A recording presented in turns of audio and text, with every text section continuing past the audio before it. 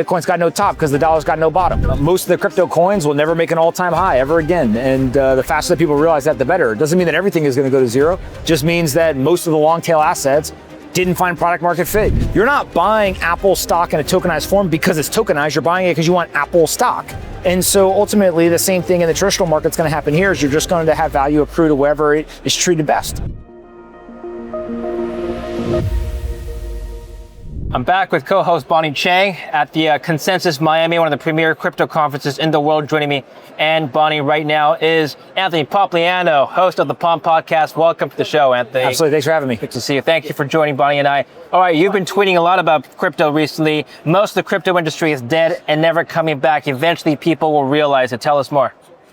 Well, what else is there to say? I think a lot of people are confused. They think that most of the crypto coins will never make an all-time high ever again. And the faster that people realize that, the better. It doesn't mean that everything is going to go to zero. It just means that most of the long tail assets didn't find product market fit. And so they're basically zombies at this point. One of the comments to that tweet was pretty good. I was reading the thread and they said, hey, look, this is a flushing out period. The good projects are here to stay. And every cycle you flush out the scammers and the projects that have no future. Maybe this is good for the industry. Well, of course, it's good to get rid of all the things that don't work, but I don't think that means that all of a sudden a bunch of things come back. My general view is that Bitcoin is going to survive, stablecoins will survive, equity infrastructure will survive, and tokenization will survive. Those four themes are pretty much where most of the value, if not all the value, is going to accrue moving forward. The problem becomes that there's still an entire industry of people who are trying to make altcoins, and other types of assets something, but they're never coming back. They're dead. They're zombies. If this was not in crypto, they would go bankrupt. They would file for bankruptcy. They would go out of business. That capital and that talent would get reallocated to other opportunities. In crypto, we have this weird dynamic where things can be zombies. They can kind of become ghost chains or whatever. And so you can hold on to the dream for a long time, but it doesn't mean the dream is reality. And I think people just need to recognize that. A few weeks ago, your video was titled, Bitcoin Bull Market is Happening Now. Tell us more.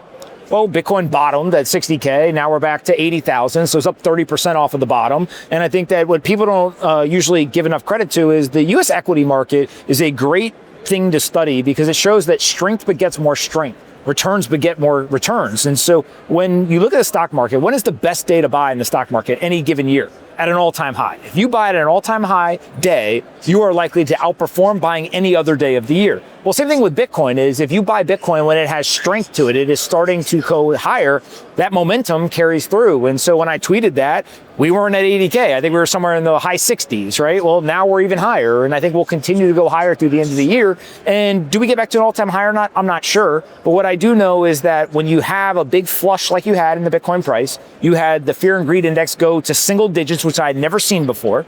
And now you have this kind of very persistent bid and this grind back up to 80K. It tells you that it is likely that we are going higher, not lower. And so I think that people just need to get comfortable with the fact that Bitcoin is a very different asset today than it was a decade ago. Are you worried about anything, quantum risk, any risk that people talk about? Every single risk that you could outline, the single biggest mitigator is the humans that are involved in Bitcoin. The humans are smart. We figure out how to do mining. We figure out how to do security. We figure out how to do transactions. We figure out how to do all these different things. So every time I hear that there's some technology risk, I just think I will bet on Bitcoiners over that technology any day of the week because Bitcoiners are very smart. We were able to create and help thrive an asset that reached over $1.5 trillion valuation. There's no CEO, there's no board of directors, there's no management team, no marketing budget, etc. And so if we can do that, Bitcoiners can do anything in the world. And I think that is the ultimate mitigator for all these different risks is that the Bitcoiners will figure it out. Is there anything except Bitcoin that you're betting on?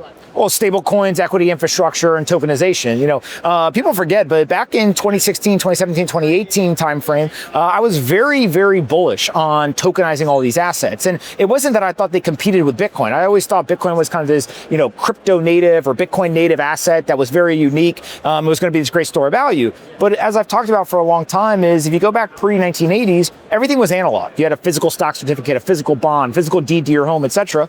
And then in the 80s into the 90s, we electronified everything. And so we went to electronic QSIPs for all of those different assets. Now we're just going to digitize them. They're going to become digital tokens. But as a user, I don't really care what the back-end plumbing is. All I know is that I'm buying Apple stock. I want Apple exposure. And so that tokenization is going to be a big theme. It's just not going to be the way that people thought. It's not like some brand new coin that can't exist in the equity market. It's just simply allowing the plumbing to get better. I mean, tokenization is great, but where does the value go? Are we doing the infrastructure? Well, some of the equity infrastructure will accrue value, but mostly it's to Apple or to whatever the asset is, right? You're not buying Apple stock in a tokenized form because it's tokenized. You're buying it because you want Apple stock.